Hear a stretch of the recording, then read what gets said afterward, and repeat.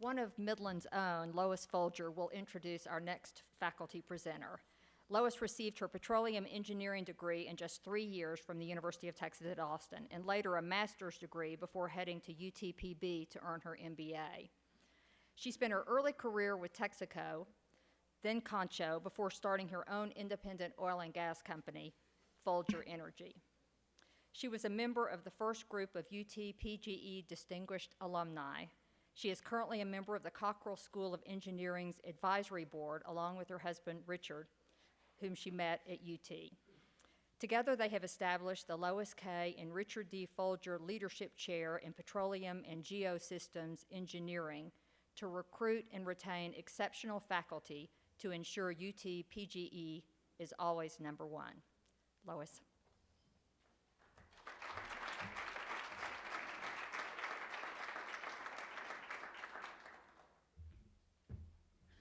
Well, thank you, Becky.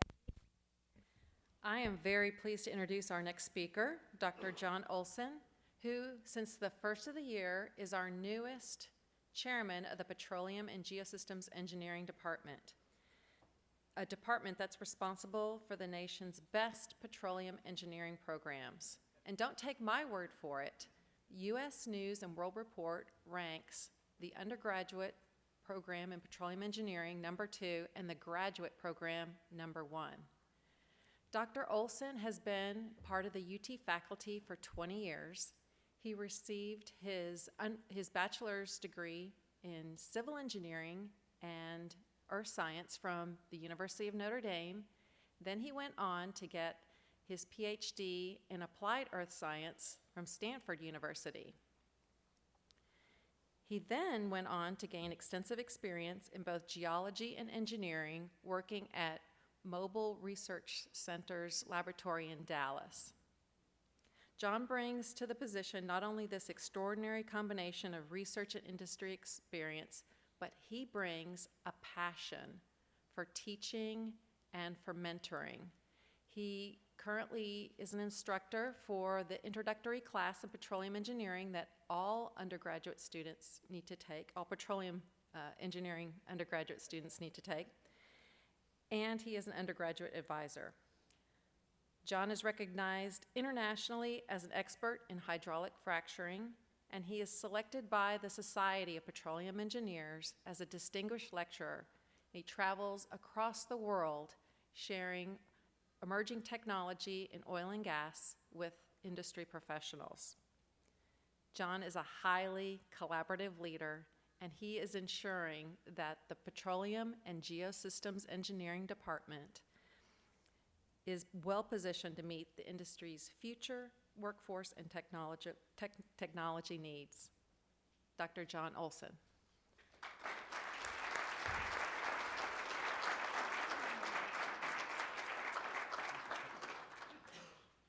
Thank you very much, Lois, for that very gracious introduction. And we would like every undergraduate at the University of Texas to take the introductory course in petroleum engineering, although we need a new building for that. So that's another. But anyway, so thank you very much, and I'm very happy to be here. So I'd like to talk a little bit about the energy picture in the United States today and how our Department of Petroleum and Geosystems Engineering fits into that. And the title we came up with here is to talk about our purpose at the university is to develop leaders and technology in this field. And so you've heard a lot about creativity already this morning. Hopefully I can convince you that engineers are creative as well. And actually the last talk was a perfect lead-in, although I won't be able to do nearly as good a service to that topic. But so we have our motivation for this education in petroleum engineering.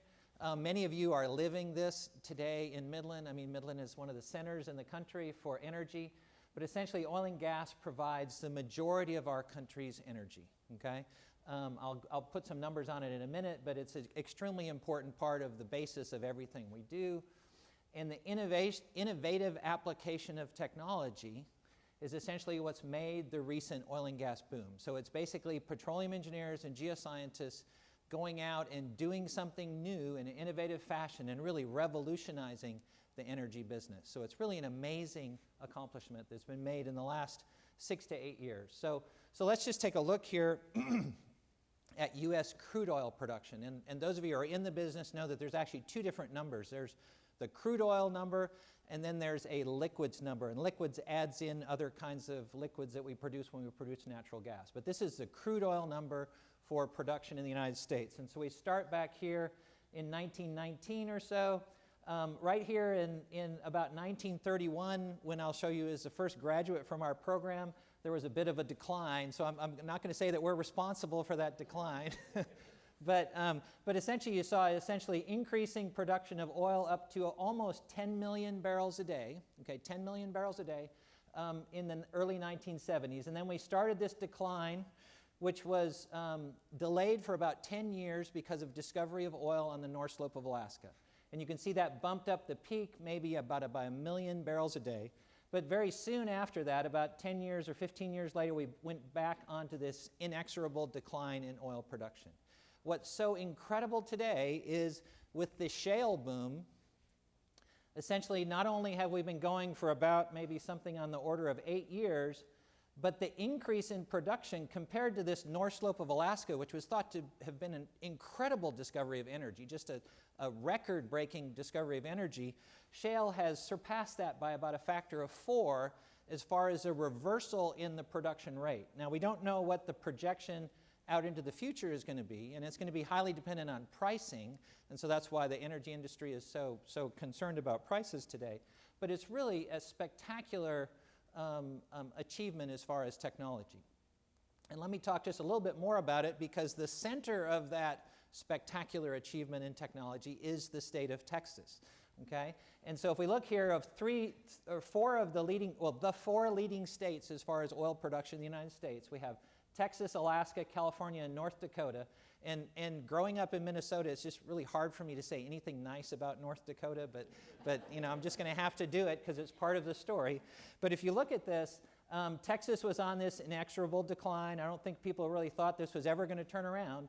But in the mid-2000s, 2004, 2005, we basically reversed, we basically reversed that. People, some of them graduates of our department, some of them graduates of some other departments that have petroleum engineering in Texas, but we basically over tripled the production of oil from Texas. Now, to tell you how incredible this is, the United States is the most mature oil and gas province in the world as far as being drilled up.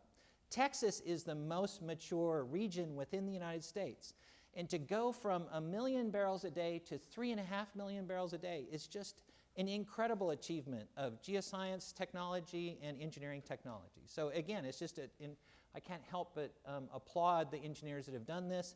And this is part of my pep talk to our freshmen, that you're in a field that has, you know, great opportunities, great entrepreneurial opportunities and technology opportunities.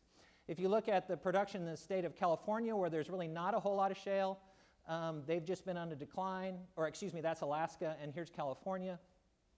But the state of North Dakota, which basically had no oil production, now is a leader, which again is an incredible story. Incredible story. A lot of it is from Texans going to North Dakota to work on this, but it's an incredible story of application of technology and really taking existing technology and applying it in a new and innovative way to make this shale boom possible. And so if you look at this, just look at the difference between the state of Texas at 3.5 million barrels a day for crude oil production. The next region in the United States is federal offshore in the Gulf of Mexico. And then we have North Dakota, California, and Alaska. So basically, Texas is a leader in the application of technology for production. Let's just look at a particular play in in Texas, which is a Barnett Shale. And the reason why this is interesting, this was really the first successful application of this technology on a region-wide scale. And so what this shows you, this plot is time in months and cumulative production of natural gas from the well. And so for many of you, these units might not mean a whole lot, but essentially this is, MCF is 1,000 cubic feet, but this is 1 billion cubic feet to 6 billion cubic feet of gas, okay? And I just wanted to make the point that that's a big number, okay? I don't have time to go into any more detail. But basically what I did was I went to the Railroad Commission website and downloaded public data. And essentially back in 1996, people were fracking in the Barnett Shale. This is 10 years before anybody even knew that this was interesting, okay? And one of those wells basically was a vertical well, so we just drilled straight down, and we had to hydraulically fracture it. So hydraulic fracturing is a key part of this technology, okay? And back then, basically, this well that was drilled in 1996, after about 192 months, which is something on the order of 15 years or so, it had produced 2 billion cubic feet, okay? Now, the incredible thing is these other wells I have plotted on here are more recent wells. So let's go to the best well that's on here. This is a well that was drilled in 2011. This is a horizontal well. So they drilled down about 8,000 feet, and they drilled horizontally about 5,000 or 6,000 feet. Now, that technology existed as part of the Alaska North Slope technology. So horizontal drilling's been around since the 70s, but the application in this environment is new, and the application with multiple hydraulic fractures, which is the other key part of this well, is also new. That application together in a successful way is new. And what's so incredible about it? Instead of waiting for almost 20 years to get 2 billion cubic feet of gas, in about 6 months they get 2 billion cubic feet of gas, okay? And so again, this is an incredible application of technology to make this resource economic. And why is that important? It's important because we wouldn't even have access to those resources without this technology. It's not like we would make money slower. We wouldn't do it at all. And if you put on here what a well without hydraulic fracturing would do, whoops, somewhere on here, that's where that well would be, okay? You can't even pay for drilling the well without this additional technology. So again, it's just the incredible application of this technology and the importance of this technology. So one of the things, and there are people have brought up issues about whether these are environmentally safe or not. We can have that discussion later if you want, but I would argue that using best practices, industry has done an excellent job in the stewardship of these resources and the environment. But if we were to ban these technologies, then you would throw all of these resources away. Half of the oil production of the United States, a huge fraction, actually 3/4 of the natural gas production of the United States depends on hydraulic fracturing. Okay, so then here, just to show you again, Texas is the leader among the states in the United States. This is about something on the order of, I think, 23 trillion cubic feet per year of production. Alaska and Pennsylvania. Pennsylvania is in here because of the Marcellus shale gas production. Okay, so the entire energy pie, why is this so important? I'm kind of repeating myself here, but of all the energy that the United States uses, which is measured in quadrillions of BTU, now that's another bizarre unit, but just it's a big number. 26% of our total energy usage is from natural gas, 36% from petroleum, and then another hydrocarbon, which is basically engineers and geoscience application, is coal. So 82% of our gas, or excuse me, 82% of our energy comes from some sort of fossil energy or hydrocarbon energy. 8% is nuclear, 9% is renewable, and I'm going to talk about the renewable in a second here. And I'm not at all advocating that we shouldn't be pursuing every form of energy in the most responsible way we can. Because if you think about the future of energy for the world, you've got China and India, which are down at very low optimization of energy and low general standard of life. They want to come up and live like we do. If they're going to do that, it's going to take a whole lot of energy. And so we need everything to work. Okay, and we need to utilize everything we have. So let's take a look at these renewables, which are just 10% of the total production of energy. Okay, so the biggest part of renewables is actually hydroelectric power. That's not going to increase. There is no political will to dam up another river in the United States. It's just, it's static. It's going to stay there. It's a great source of energy, but it's not going to expand. The next thing is actually wood, which is very surprising, but basically waste wood is a huge part of the renewable energy market. The things that are really expandable are basically wind, and solar, okay? And so those are the two really big things that people work on as high technology opportunities for new renewable energy sources. Those only account for, wind is about 1.6% of our entire energy picture. Solar is less than 0.5%, okay? So let's take a look at who leads the world, not the world, but who leads the country in wind. Again, Texas is a leader in wind energy for the country. There are about 9,000 wind turbines in the United States, or it's in Texas, and they generate about 8% of our electricity. So they're actually taking a fairly significant fraction of our electricity needs, okay? And that's basically an expansion, a significant expansion over the last 10 years.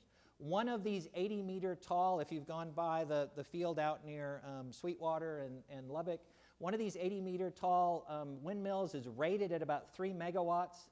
It turns out if you run through the numbers, at 3 megawatt capacity windmill generates about the same amount of energy as a 10-barrel-a-day oil well, okay?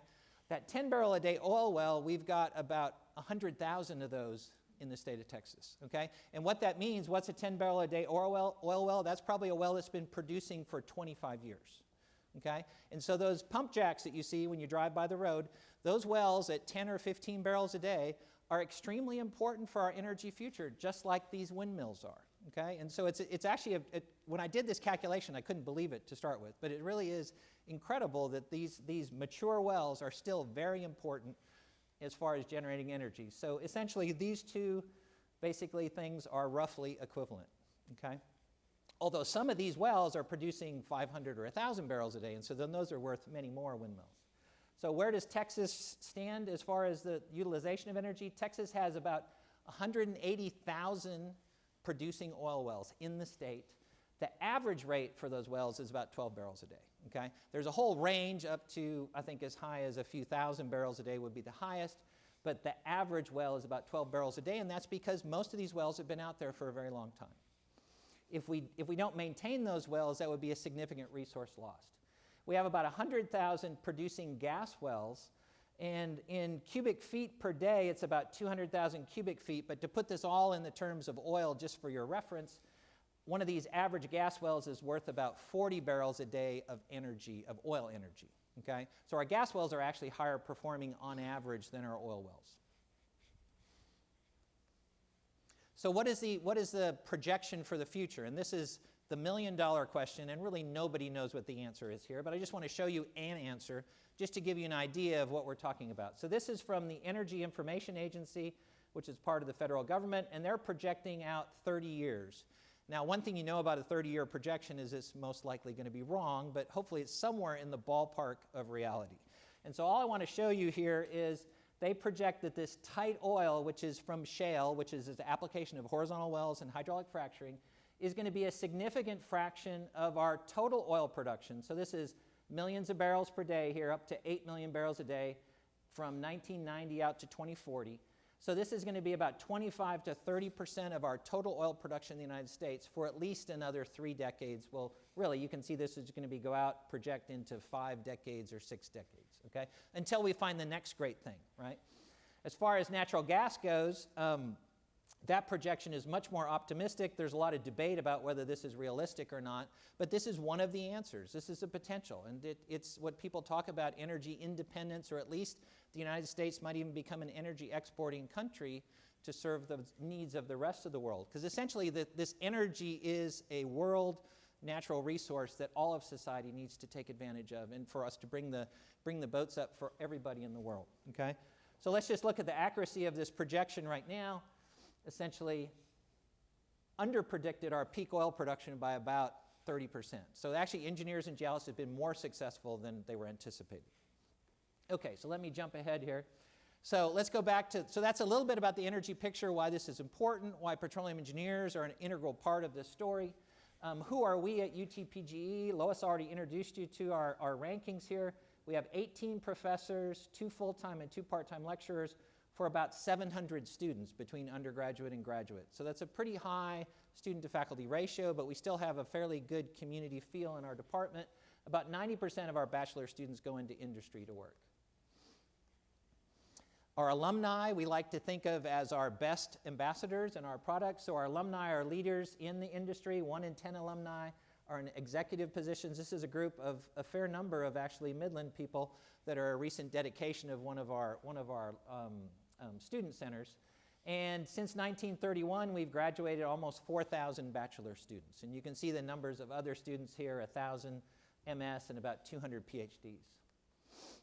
So what are our priorities? And I can see I'm running a little bit out of time here, but what are our priorities? We're basically trying to be a place of learning and innovation. And essentially what we want to do is pass on knowledge and skills, but also inspiration to our students to go out and make a difference in the world. And this comes through our educational efforts, our research efforts, our outreach efforts, and our training efforts. And so I'll just go through these really quickly for you. So if you look at first, learning is teaching, and many of you may know this man. This is Dr. Larry Lake, who's been at the university since the 72 or 73 maybe. But teaching is a big part of what we do. Educating the future oil and gas leaders in the country, in the classroom, in the field, in the laboratory, and one-on-one office conversations with students as we go through classes. Outreach is also a big part of what we do, educating K through 12 students and also K through 12 teachers. We have a bunch of different programs that we have on campus, and we actually go visit students where they learn. Another big part of what we do is we have a training program right now. We have a huge training program. We're educating oil and gas regulators in the fundamentals of the business. Because of this boom and the thousands and thousands of wells that are being drilled, there aren't enough people to man, aren't enough engineers to man many of these regulatory agencies. And so they bring in people from other fields. And we've basically partnered with Colorado School of Mines and Penn State University with some gift funding from ExxonMobil and GE to basically put together a program to introduce people from outside our field to learn the basics of oil and gas. And we basically have endorsements from the Interstate Oil and Gas Compact Commission, which is a state-run organization for oil and gas regulators. And we also have some recent collaborations with the Environmental Defense Fund, who's an NGO that works in the oil and gas business. Okay? And who are we training? Basically, these green markers are the states of the places where we've had students in the training program. The blue states are other oil and gas producing states that we hope to get those regulators to come work in our program as well. And so again, classroom, the field, the well site, and ultimately online modules will be a way that we deliver this education. So the last thing, just to wrap up then, so that's part of our more teaching-related learning and discovery. The last thing is our research, and our research is basically another form of learning, and just like the last talk, it's about invention and discovery and inquiry as well. And so let me just show you a couple projects really quick, and then I'll wrap up. So one of these projects is it's got a big name, but it's nanoparticle applications, and we talked about nanofilms in the previous talk. Nanoparticle applications of making foams, and these foams are used to enhance oil recovery. And this is a project, several professors, DeCarlo, Huh, and Johnston at the University of Texas.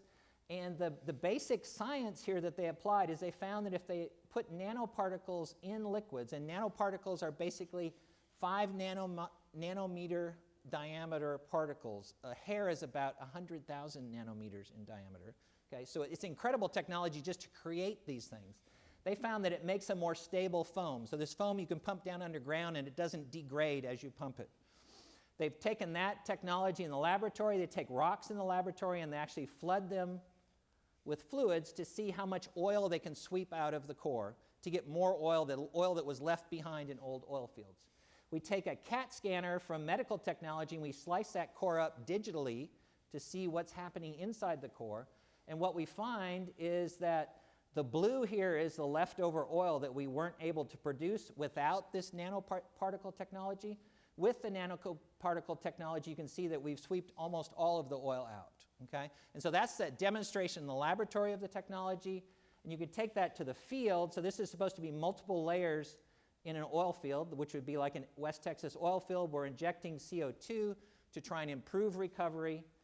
Without a foam, what we find is some of the layers take all the CO2, and the ones that have all the oil left don't take any CO2, and the technology is ineffective. By using this foam, we can actually get rid of these thief zones and get a more uniform injection so we can have higher recoveries of oil before this CO2 comes through in one of our producing wells. And so this is an application of enhanced oil recovery. And the last thing, just to wrap up, so we talked a little bit about the application of enhancing oil recovery. This is a way to basically drill in a more efficient way and to save money. This is something that would be very important in a low-price environment. We have Eric Van Oort is one of our new drilling professors, and he works on a project. And the neat thing about this project is it's a combination of undergraduate and graduate work. And they analyze drilling data coming from the field. And I have a short video here. I say it often to my students. I say the future of drilling is going to be data. When one has access to real-time data, possibilities are endless. We can extract information from the data and extract knowledge from the data. The data that will be streamed into this real-time operational center is data that's live from a well that's actually currently being drilled at that particular point in time. It's the only place where you can actually stream real-time data from ongoing drilling operations. Undergraduate students will in fact be looking at data and analyzing data and finding meaningful patterns. Basically, the students act as a second pair of eyes. It enables us to educate the students on what to watch for when somebody's drilling, so that when they go back into industry, they can be safe drillers. So the students are benefiting and the industry is benefiting. So that's an application of taking all the data. There's tons of data that's collected in drilling and production operations, and basically doing the analysis to improve our technology based on that, and also adding in some automation. So just to wrap up then, actually I have one more slide here. So those are different research projects. The last thing I need to talk about hydraulic fracturing, because I said that was kind of the core of this big boom that we have. So if we look at hydraulic fracturing, some of the things we're doing to basically educate the students and also do research is we basically do analog experiments. So we create artificial blocks. We stick them in a simulate or a press that simulates the stress in the subsurface of the earth. And then we basically break those blocks the way you would break them with a hydraulic fracture project, and then we chisel them open, doing some of the artistic work, I guess you say, of sculpture. And then we can look and see how hydraulic fractures propagate in the subsurface. And so let me just wrap up here then to say that this analog picture is good. I would say the best thing this does is this informs the imagination of the engineers that are doing this work in the field. I have my wellbore in the background there, and I'm injecting and one of the things that we find is there's all kinds of pre-existing fractures in the subsurface, which we call natural fractures, that our wellbores and our hydraulic fractures interact with. We pump fluid out from this main hydraulic fracture, and it grows at maybe feet per second or inches per second. It's a fairly controlled, engineered process. We hit these natural fractures, and it causes complexity in the hydraulic fracture that we form in the subsurface. It's controlled, but it's complex. The thing we're shooting for is surface area in the subsurface so that this oil can produce through the well. So we inject fluid down the wellbore. This is actually the same block. Well, I've pulled half of it off. It goes out and creates these fractures, and when it interacts with natural fractures, we get this complexity. And so this is a process that is basically considered to be why shale works, is we get these more complex hydraulic fractures than if we were pumping these in just sandstones. So I really am going to wrap up now. So in summary, just I want to say that this being in the petroleum business is incredibly exciting. We basically have business opportunities, technology opportunities. This is a core piece of the energy future for our country and for the world. Technology matters. That's why it's important to educate skilled engineers and also people who have incredible creativity. And I've already written down on my little memo sheet that I need to talk to the arts department to see how they can help us be more creative and effective in making our research relevant, okay? And so essentially UTPG is dedicated and successful at this learning and innovation. So thank you very much for your time, and I'll be more than happy to answer questions if they'll give me any time for it. So.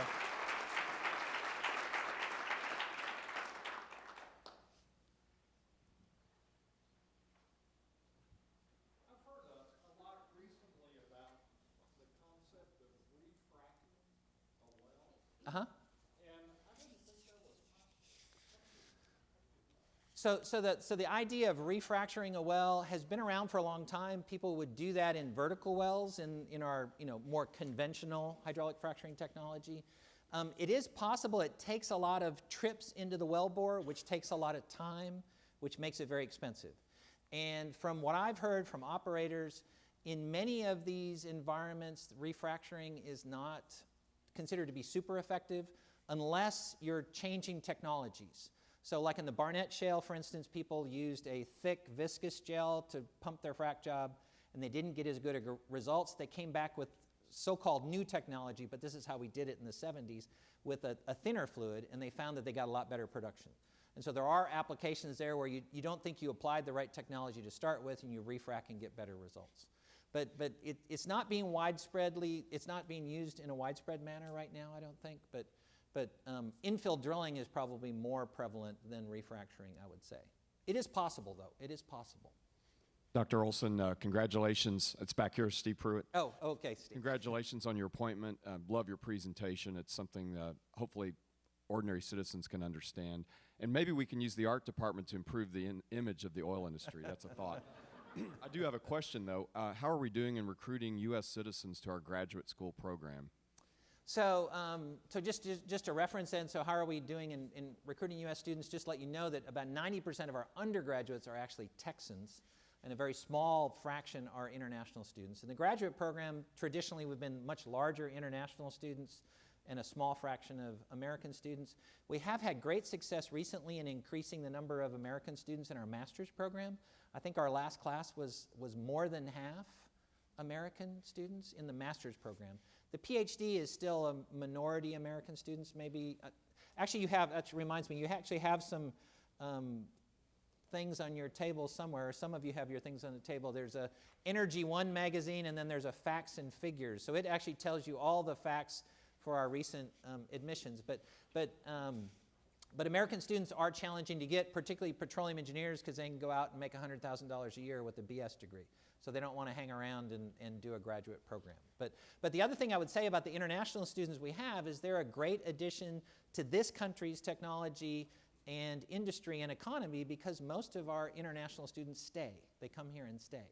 So they're becoming citizens eventually. So you can basically say that they're not all going home to their home countries. So over here. Yeah, I was wondering that those nanoparticles you're using to stabilize the foam, I was wondering if you used one specific element or if you've tried using different elements for it. This is not my field. I know that they're made out of silica, okay. But I don't know whether there's other applications for the nanoparticle side of it. I'm sure there's other materials they can be made out of, but in this particular case, I think these are just silica particles. We didn't name the other school that's still currently #1 undergraduate. What do we have to do to change that? Okay, so what do we have to do to supersede that other school, which is Texas A&M, as #1? Well, at the undergraduate level, a lot of it has to do with student-faculty ratio. The basic U.S. News and World Report rankings has to do with student-faculty ratio and budgets and number of faculty. I think one of the things that we have been doing, which will help us a lot, is we've been trying to control our student-faculty ratio. We're still one of the higher student-faculty ratios in the College of Engineering, but compared to other petroleum engineering programs in the country, we're one of the lowest, because everybody else, their enrollment has just gone through the roof with the increase in the price of oil. You can't hire faculty that fast, so we've tried to keep our enrollment under control to maintain education quality, and I think that should serve us well in the long run. So that's one thing that we can do. More faculty take more resources, and it takes a lot of time to entice people away from industry, for instance, to come to the university. One more in the back over there? We doing okay on time? For the environmentalists who think that fracking is going to ruin the environment, besides best practices, could you tell us a few points that you would make in that regard? Okay, so one of the things we have our UT Explorer event tomorrow, and I'm going to talk about hydraulic fracturing, so I'll be talking about environmental issues. But one of the biggest things about hydraulic fracturing itself, and sometimes this is a confusion because oftentimes journalists and the public use hydraulic fracturing as the whole process, the drilling, the completions, and the production. But hydraulic fracturing itself occurs at about 2 miles deep, okay? And so one of the worries that people have is whether those hydraulic fractures will connect up to aquifers, which are typically on the order of hundreds of feet deep. And so there's no one who's conversant in the technology that thinks that a hydraulic fracture can actually come all the way to the surface and directly contaminate a source of drinking water. Now, there was a case in Wyoming where there was a very, very shallow well that was only about 50 feet away from an aquifer.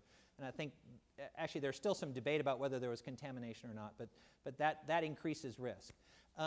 There's some recent studies that have come out, and part of the problem with this whole environmental aspect is it's all just anecdotal stories. But in the studies that have been looked at potential contamination, there's no evidence of any hydraulic fracturing fluids escaping the production zones. There is some debate about whether methane, the gas, actually finds its way probably through the wellbore itself towards near the surface. And the reason why that's important to not blame that on hydraulic fracturing is if we want to solve the problem, we need to know what the problem is. And so if we need to develop better technologies, probably one of those technology areas would be in the cementing and durability of cement type issues. And so that's an example of something that we have people working on in research, and other universities do as well. The other big issue about hydraulic fracture impact on the environment is the usage of water. And we actually have people working on technologies to try and do waterless hydraulic fracturing, use other kinds of fluids. And that's an important environmental response as well. The other thing about that usage, though, is the usage actually, even though a single well uses what sounds like a big number, millions of gallons of water, in the big picture, that's less than 1% of the water consumption in any state or in the United States, okay? But if you're in South Texas and you're in a drought, any additional water usage is going to be controversial, okay? So percentage-wise, it's a pretty small percentage, but a lot of this hydraulic fracturing goes on in dry areas, so then it makes it a competition between agriculture and municipalities and industry, okay? And so we just need good conversations, good discussions about priorities when we're in that kind of environment. But thank you for the question. And I think that was can I go one more? Or? Okay, so one more question over here. It's just a follow-up to her question. What okay. About the stories you hear about the impact on stability of the earth and that sort of thing? With regard, are you talking about earthquakes or? Okay, so the question of does hydraulic fracturing cause earthquakes? Pretty emphatically, no. Hydraulic fracturing does not cause earthquakes that are felt earthquakes. It causes micro earthquakes that we have to actually put the sensors down in the ground in order to hear them. But there are some oil and gas related activities which actually we have a program, but this is called societal license to operate. So there's a lot of issues. Companies are very interested in societal license to operate issues. And there is evidence in areas where when we produce oil and gas, we produce a lot of water as well. That water is usually not usable and we have to get rid of it. In Texas, what we usually do is we pump it back in the ground. When you pump it back in the ground, you change the pressure in the subsurface, and there is evidence that can sometimes cause earthquakes. So there's been examples in the Fort Worth area of induced earthquakes that people think it's reasonable to think it might be related to injection wells. Now the important thing to remember, though, there are I think 10 or 20,000 active injection wells just in Texas. And there's probably 4 or 5 that have been identified as problematic with regard to this, what we call induced seismicity. None of these earthquakes has been big enough to cause any significant damage. They're usually magnitude 3s. I think in Oklahoma, maybe they've had a 4.5 or something, which they think might be related to oil and gas activity. But this is a big issue of research right now. But it's really it's not drilling the well and fracking the well that does it. It's how do you dispose of the unwanted produced fluids is where that comes in. So thank you very much.